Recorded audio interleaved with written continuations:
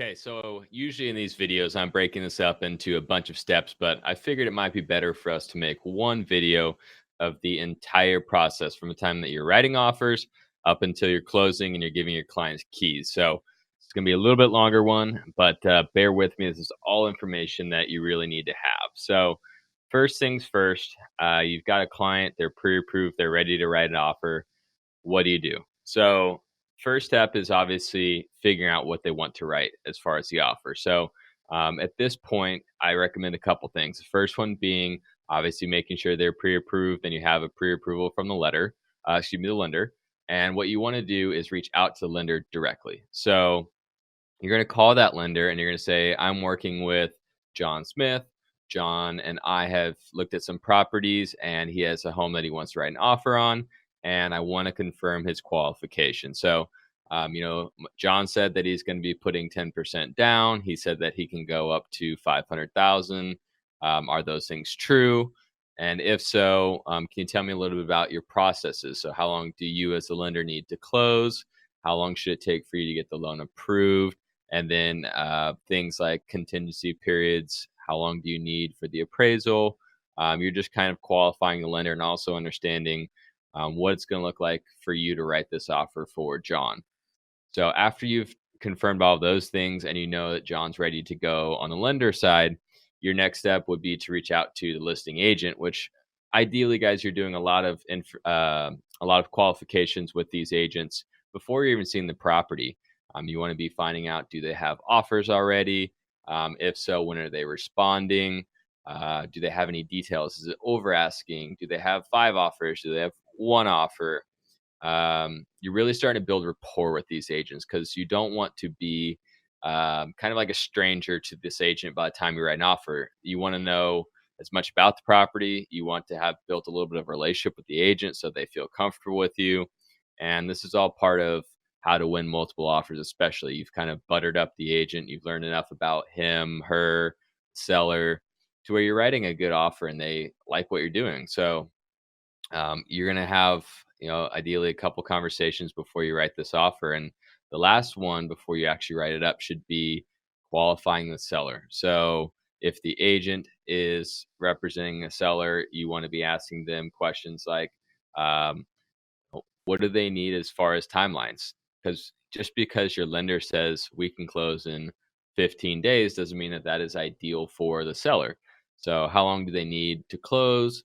Do they need things like a rent back where we need to close on this home and then they need to rent the home back from your buyer for 10, 20, 30, up to 60 days? What's important? Is it price? Is it terms? Is it flexibility? Is it doing this fast? Is it giving them time to move? You're learning as much as you can about that. So your goal here is to really be able to go back to your client and say, this is what I've learned. This is what I know we need to do if you want to get this property. And here's what I recommend we do. You, as the agent, are the driver of writing offers. You are giving them recommendations on price, on terms, things they should think about. You're also there to make sure that you don't set them up for failure. So you need to be asking about things like, hey, John, are you in a lease right now? What's your flexibility with timelines? If we can't close for 60 days and you got to be out of your place in 30, what are you going to do for that 30-day period? So you really have to think about these things, especially with timelines. You do not want a homeless client. You don't want a client having to put their stuff in storage, stay in a hotel. Those are things you do not want to have happen unless it's just absolutely only way to make it happen and the client's on board. So first things first, ask them those questions. Make sure you're aware of their situation because a lot of times they don't think about it. So you've talked to the agent, you've talked to your client, you know what you're going to write the offer at. You're going to write that up. Form RPA, residential purchase agreement. That's in your car forms. Hopefully you feel comfortable with that by now. If you don't feel comfortable with it, give me a call, shoot me an email. Always send me a proof on any document, especially offers, so I can go through it and make sure it's written up correctly. So you're going to go through everything on the RPA, put together that purchase agreement, write up an email to the listing agent, which we have templates for, and that's going to be just a quick blurb. Hi, listing agent, attaches an offer from my client, John Smith. John's pre-approved with Caliber Home Loans, and I've attached the offer, also his pre-approval letter, and proof of funds showing he has money for his down payment and his closing costs. Here are the outline terms of the contract. So write in the important things, especially things the agent might want to know. What's the price? What's the closing timeline? Do they need closing costs? What type of loan it is? Write in 5 or 6 items there that they want to know so they can open it up and at least know what's happening in this offer. Be sure to attach all documents. So attach the RPA, the proof of funds, the pre-approval. You don't want to send over emails without attachments because one, it looks sloppy, looks like you don't know what you're doing, and that's an indication of how the agent's going to feel during this whole transaction. So make sure that offer is really clean and easy to read, and at the end of the day, make sure it's complete. So you've written it, you've submitted it. Now what do we do? We're going into a counter phase typically. So unless you write the perfect offer and you're the only offer, you're going to expect the seller's going to counter you on something. So at this point, depending on situation, if there's no offers versus other offers, you're going to get one of 2 types of forms. The first one's called SCO, seller counter offer. If you see SCO, that means your client has the potential to sign this offer, the counter offer, excuse me, and make this a deal. So SCO, think single. This is the only counter offer, or this is the only counter offer out to my client. And if they accept this, we go into contract and it's officially off the market. So in the SCO, they can counter anything: price, timelines, deposit amount, contingency periods, anything and everything. If you're getting counters back, send them to me again. I'm happy to review them and give you some input. So that's a single counter offer. If your client does not like the single counter offer, what do we do? Well, you can send them back form BCO, and that's buyer counter offer. So this becomes a back and forth. So you write the RPA, the seller counters you, that's seller counter offer number 1. Now, people kind of get confused on the countering numbers because you're going to go SCO number 1, and then when your buyer writes a counter offer, it's going to be BCO number 1. And then seller counteroffer number 2, buyer counteroffer number 2. So it's not saying this is the first or second counter. It's saying this is the first counter from the seller, the second counter from the seller. So that way, when it goes to the lender or the escrow company, they know they have every document. So seller counters you, client doesn't like it, your buyer's then going to counter again. Now, things to keep in mind with counteroffers: you do not need to say anything about what your client is agreeing to. So if the seller has countered you on 3 items, first one being price, second one being deposit, and the third one being close date, if your client agrees to the price and the deposit, you do not need to address that in your counteroffer.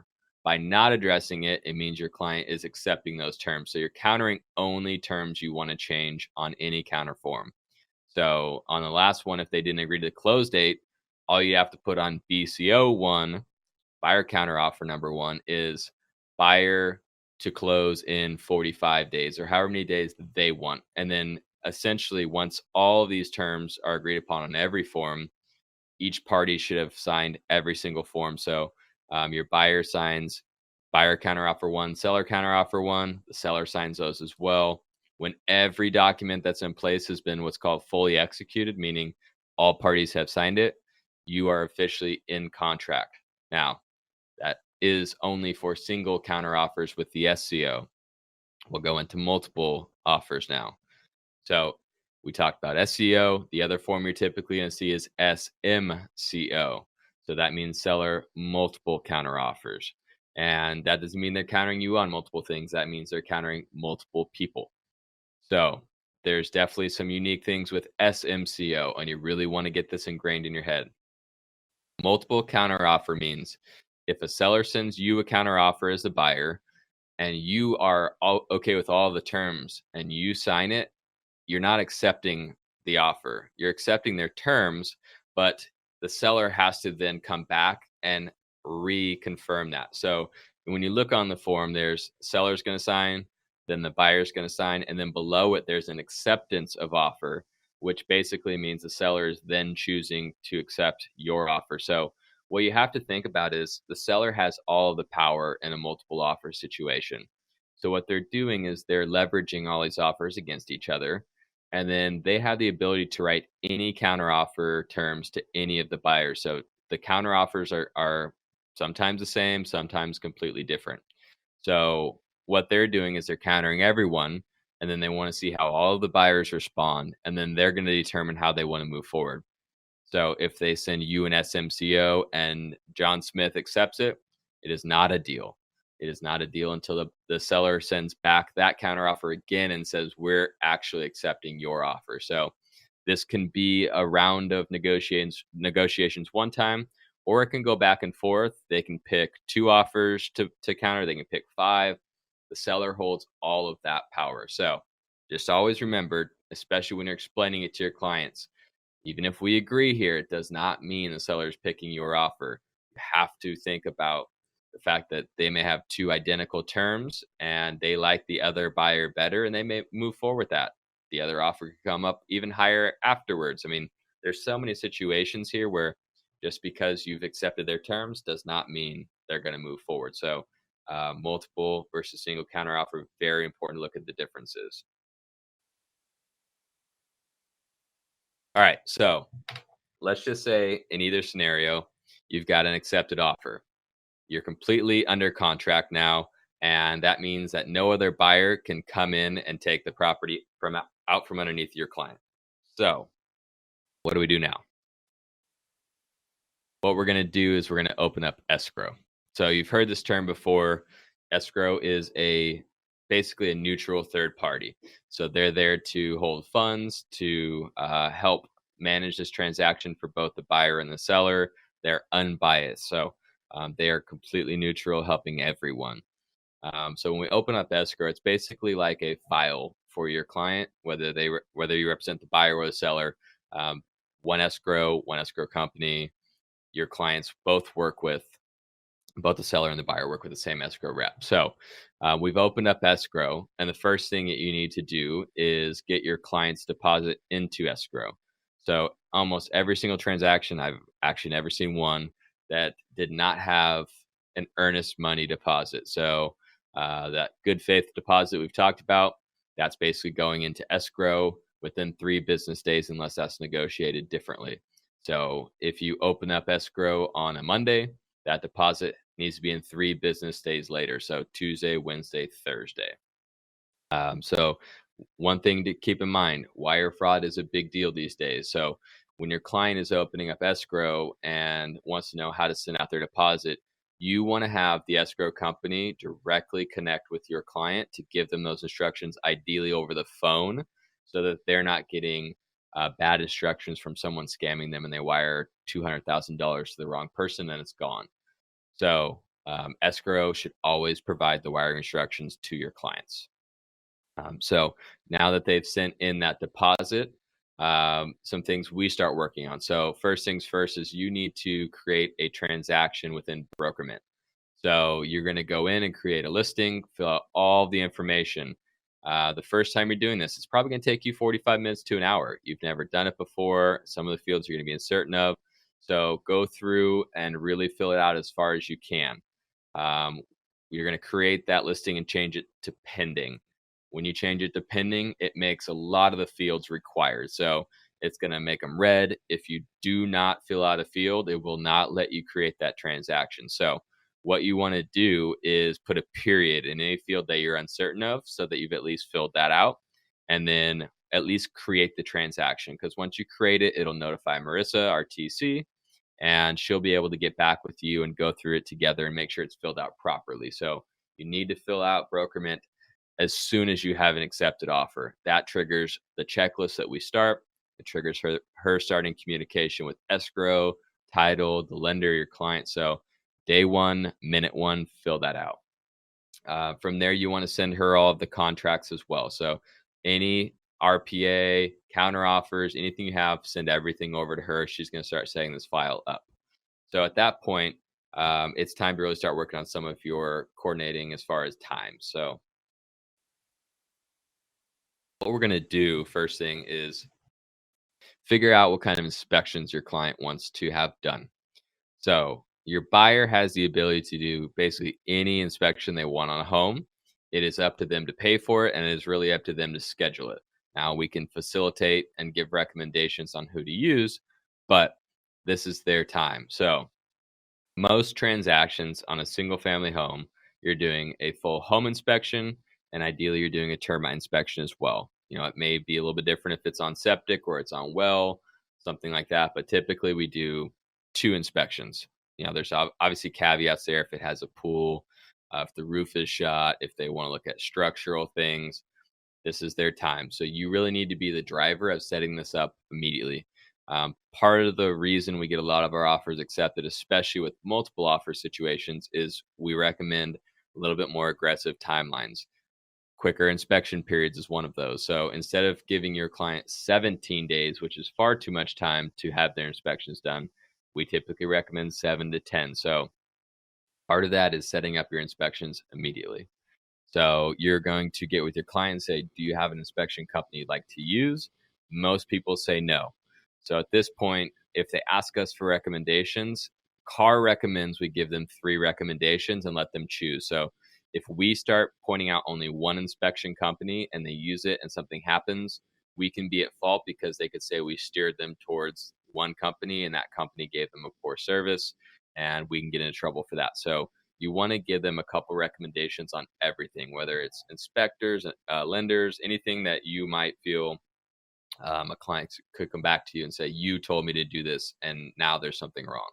So what you want to do is give them a couple inspection company recommendations. If they say, I don't care, I just want the best that you've got, you can do that as well. But you want to make that very clear that you're doing what they asked you to do. So home inspection cost anywhere from $350 to $700 or $800, depending on the size of the house. It's going to be additional if it has a pool. Um, Termite. We use Lloyd's Termite. Daniel Dahl here, he is the best. He'll do all of our inspections for free for our clients. So that is a little perk. It's only $100 fee typically, but he will do them all for free no matter what. So when you talk to your client, you say, would you like a free termite inspection? This is who we use. They say yes. You're going to call or text Danny and give him the address and say, hey, when can you get out there? We need inspection ASAP. Obviously, we need to also coordinate these times with the seller. So if they're living in the home and they need to get out, it's going to take 3 or 4 hours at a time. So you want to be sure that you're scheduling your inspections based on their availability as well. So this is obviously a quick conversation with the listing agent. Hey, we'd like to do our inspections either on this day and this time or this day and this time. Will either of those work for your client? So you get out there, you're inspecting the property. You can do this a couple different ways. Number one, and this is probably what I'd recommend you do the first 3 to 5 times, go to the inspection. Stay the whole time. Watch what the inspector's doing. Ask questions. You need to start educating yourself on what they're doing. So if they're there and they're going through something you're not sure of, they're going to be okay answering those questions, especially if you're using one of our preferred companies and we do a lot of business with them. They're more than happy to walk you through it. So go educate yourself. As far as your client, you're going to ask them, do you want to be there? Do you want to show up at the end? Do you just want to report? So usually what I recommend is that you advise them that they can do whatever they want. It's their inspection.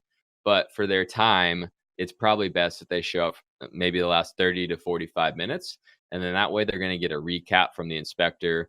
The inspector is going to have the ability to freely walk around the home during the first 2 hours so that the client's not breathing down their neck, which you don't want to do either. But with the client showing up towards the end, it's a lot more condensed. The inspector's telling them things they need to know.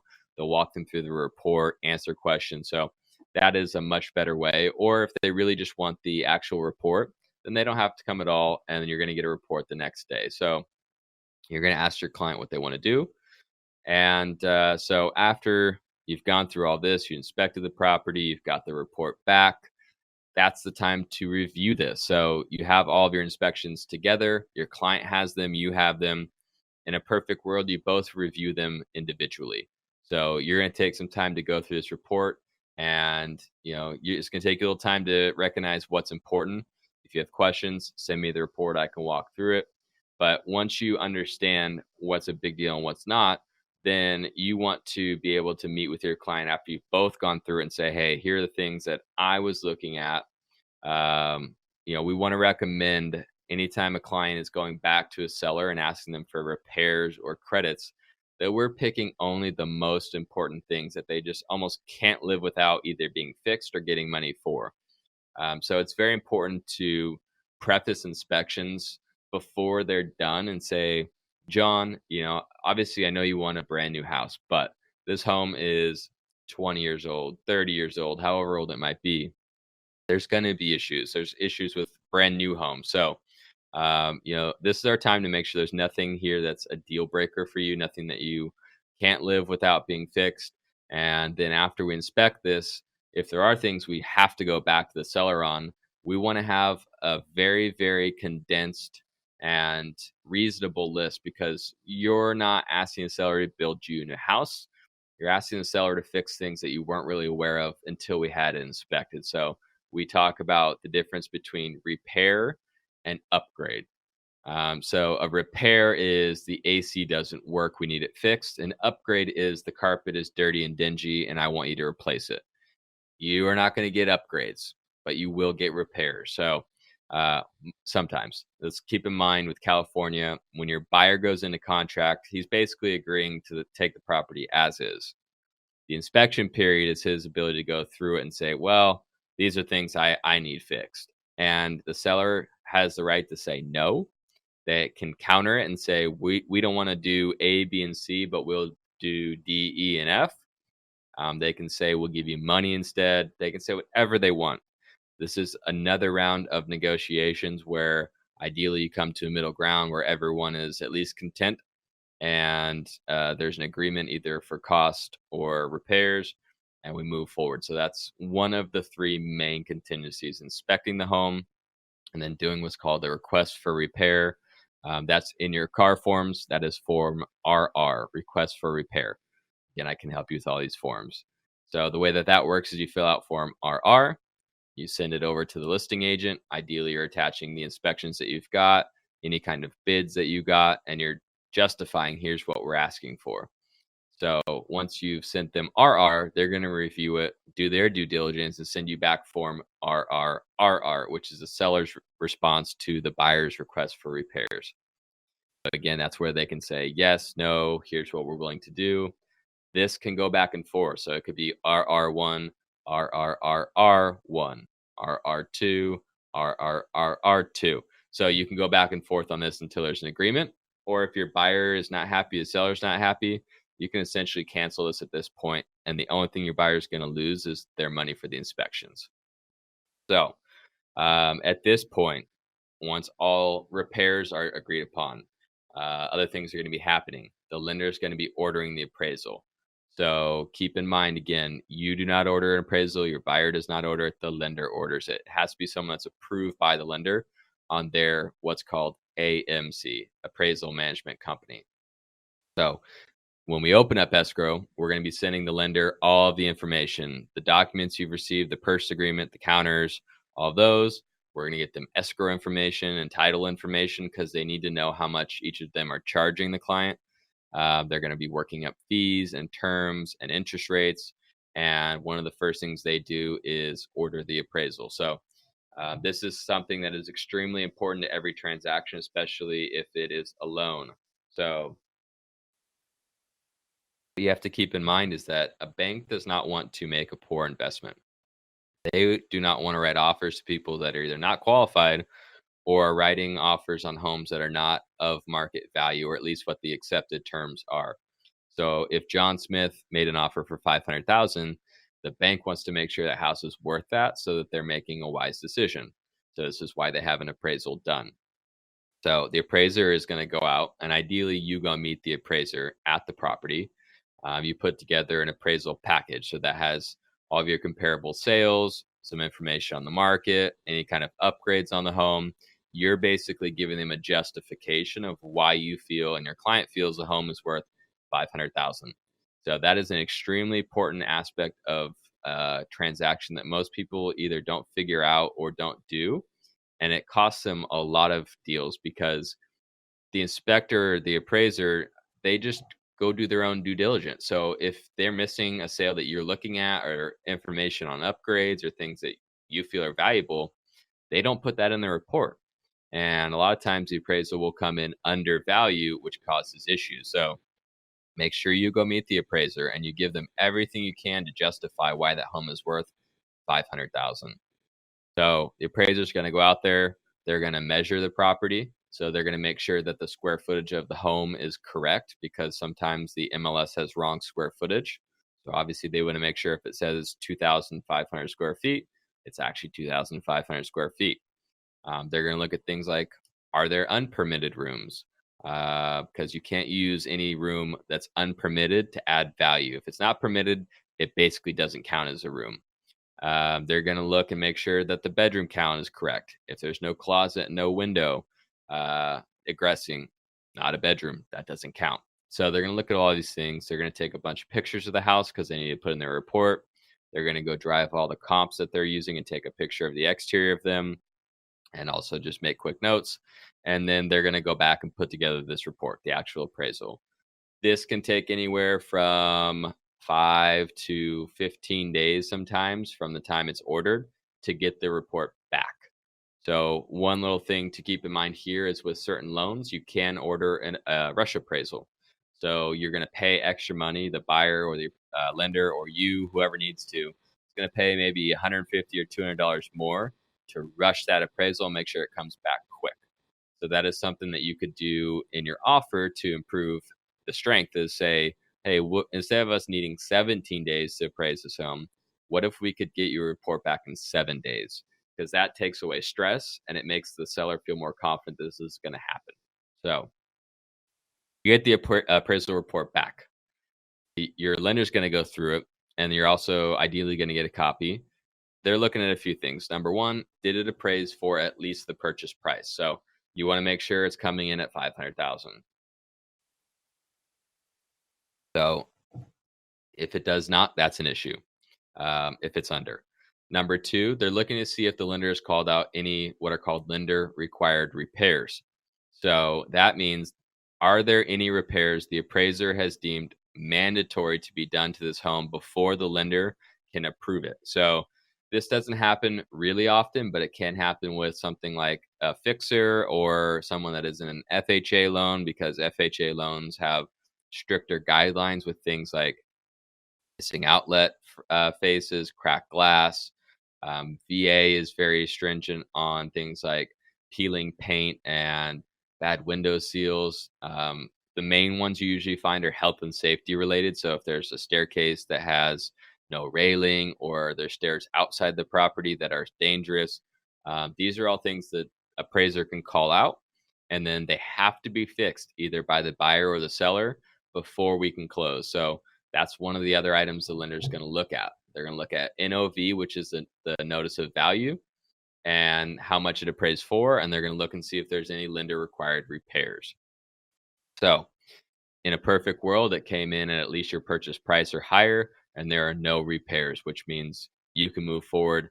That is another contingency at that point you can remove. So caveats. If you're in contract for 500,000 and your appraisal comes in at say 490,000, what happens? So anytime an appraisal comes in underneath the purchase price, you're going to have to go back and try and renegotiate. So if you represent the buyer, your buyer is going to need to figure out how to make up that $10,000 difference. So you have basically three options at this point. The first one is to ask the seller to reduce the purchase price from 500 down to 490. Now, obviously, this means the seller's losing $10,000. It's a great situation for the buyer if the seller agrees, but most of the time, the seller's not just going to come down in price. So they may say no. So at that point, you could try and negotiate a middle ground, and that could be anything: 491, 495, 496. In this case, the seller's coming down in price. But what you have to keep in mind is that the buyer has to come up with cash for the difference. So if you renegotiate to 495, the bank is basically saying we're going to finance that 490 and also include your down payment in that.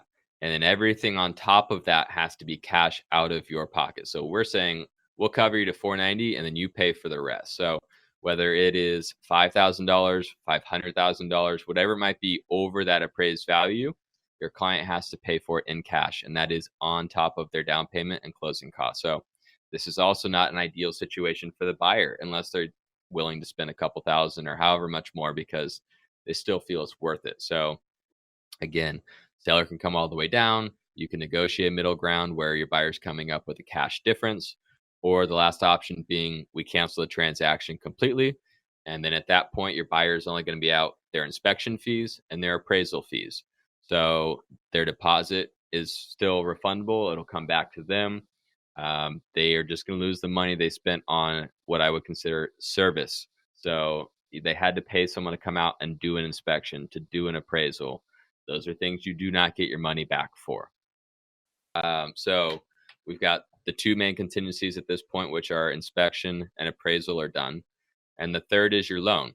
So first things first, the lender cannot approve a loan without a satisfactory appraisal.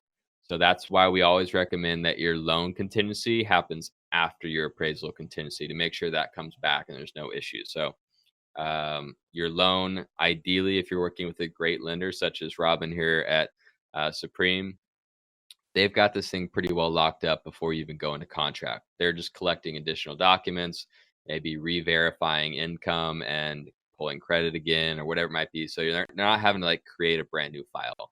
They're doing verification more than anything. So unapproved should be no issue, but that's not always the case. So one thing to keep in mind, you are the driver of the entire transaction. You are the hub. So it is always your responsibility to be following up with the lender, to be following up with the appraisal, the inspections, the listing agent, escrow. You are in control. So if you know there's timelines or things happening or you foresee an issue, that is your job to be in communication with the right people. So let's just say the loan looks good, everything gets approved. At that point, there are a few other things that would have happened between opening up escrow and removing your final contingency. Main ones being disclosures from the seller.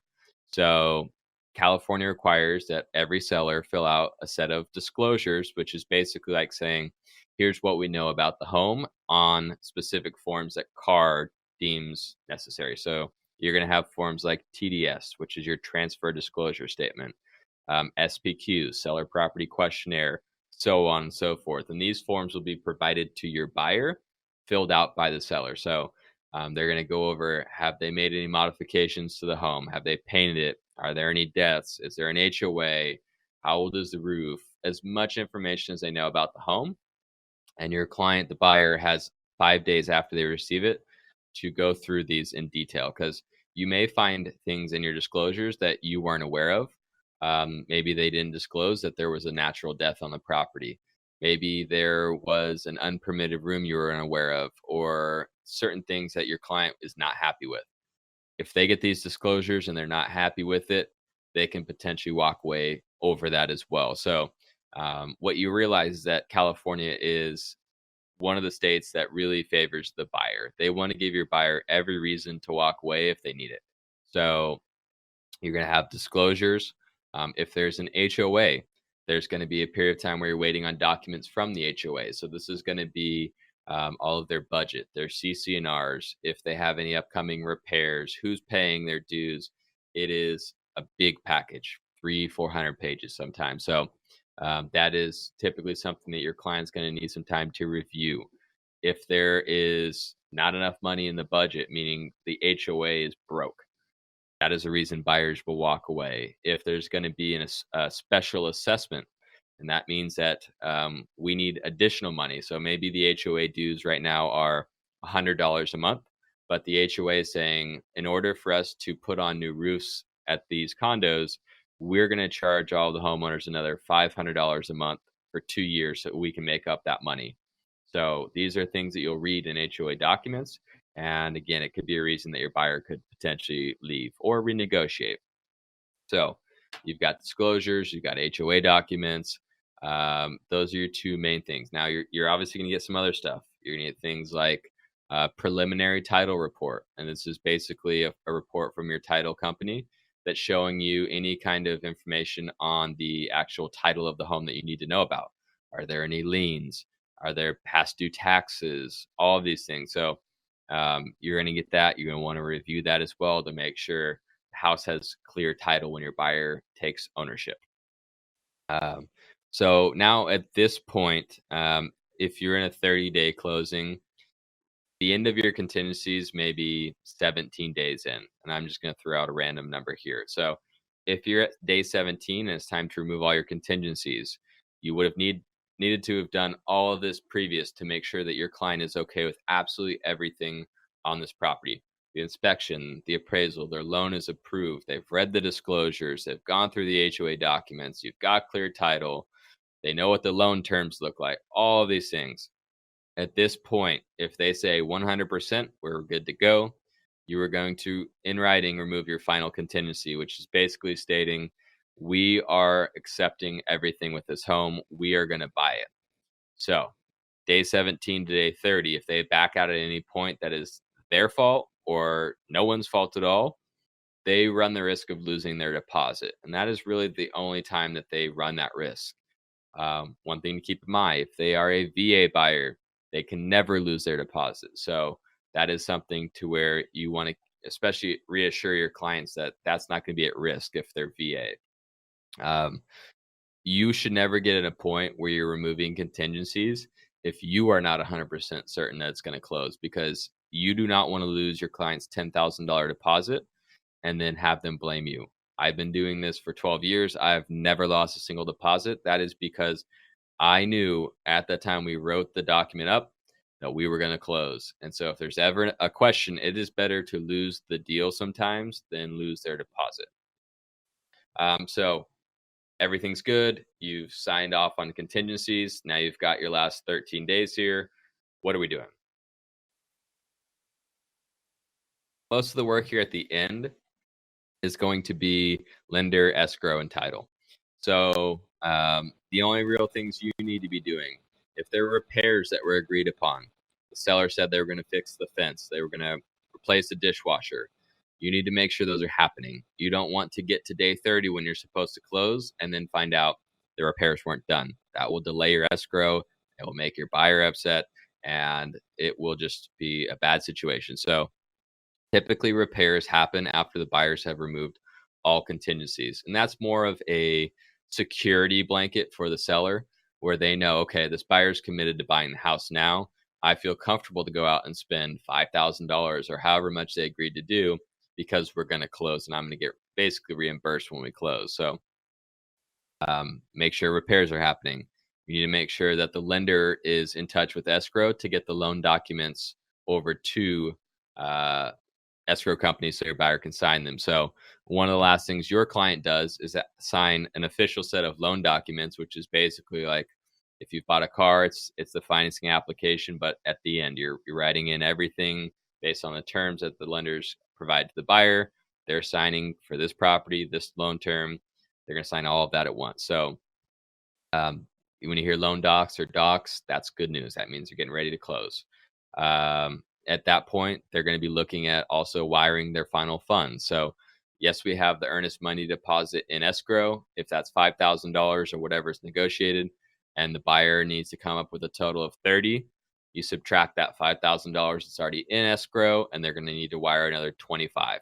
Now, the good news is escrow is going to be in touch with your client to give them final figures. You don't need to calculate this, but you also want to be there to make sure this is happening. So same thing as with their deposit. You do not want the buyer to wire money unless the escrow company connects with them directly. So make sure that escrow is sending them those instructions. So they've signed the loan documents. They've sent in their wire for the closing. Now they're going to work on what's called funding. So the escrow company is going to take those final loan documents the buyer signed. They're going to shoot them off to the lender. The lender has to send it to their funding department where they're going to review them all, make sure they have all of their final conditions, and they're going to work with escrow to get this fund from the lender to get to escrow. So they're going to call this the lender fund, which is the lender wire. So if your buyer's coming up with 30,000 of the 500, and there's a $470,000 loan. Obviously, that money needs to come in from the lender. So they're doing all this funding at the end, and once that lender sends that wire over to the escrow company, as long as escrow has everything they need, which is going to be documents they've been collecting this whole time from your buyer, from the seller, from you, from the lender. Once they have all the documents, they have all the money, and they have authorization from all parties, they're going to do what's called releasing to record. So, what that means is the deed is going to get sent to be recorded with the county's county recorder's office to actually put this home into your buyer's name. So they have documents, they have the money, they have cutoff times. So if you don't get the lender's wire until 3 or 4 o'clock in the afternoon, it's going to get pushed to the next day. So you may want to ask the escrow company, do you have wire cutoff times or recording cutoff times? Usually it's about 2 or 2:30, where if they don't have everything by that time, everything will get pushed back to the next business day. So keep that in mind. You want to have everything there early enough so you can record it. But in a perfect world, they've got the lender's money, they've got your buyer's money, all the documents together. They release this to record, where someone takes the deed to the recorder's office. They record it in your buyer's name. That is closing. Once it's finally in their name, you've closed. So at that point, they've taken over ownership. As long as there's no kind of rent back or anything like that, your client's going to get keys at 6 p.m. that day. That is per the contract. Unless you've negotiated something differently, your buyer is now the proud owner of their new home, and you're going to go set up a time to go meet them out there and give them new keys to their house. So I know that is a lot of information, but this gives you a good baseline of what you need to do every step of the way. Please go back and listen to it. Ask me questions. If you don't know what something is, ask. Go on the My Powers Premier site and Google, use our search tab and put in terms. There are so many videos and documents that we've created to make this streamlined and easy for you to follow. So ask myself. You can ask Marissa, especially if it's transaction related. She's happy to help. So I hope this was a big help. It is a long video, but you really should have a good understanding of what the process looks like in order to be out there working with clients.